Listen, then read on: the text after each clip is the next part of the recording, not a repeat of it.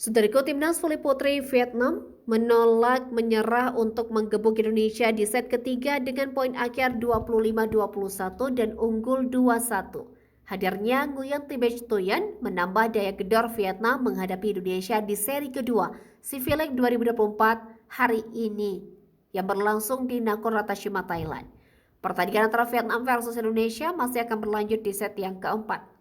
Berikut jalannya pertandingan Vietnam versus Indonesia di set yang ketiga.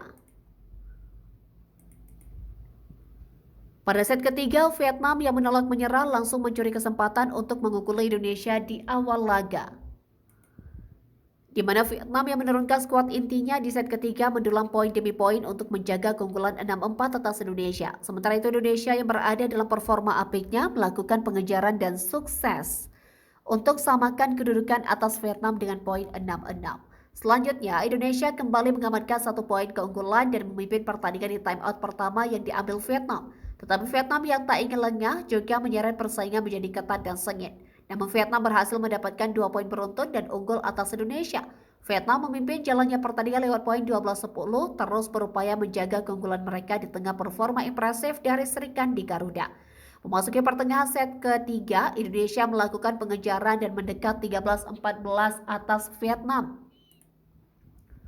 Selanjutnya dari 3 poin beruntun membawa Indonesia imbangi Vietnam dengan poin 14-14.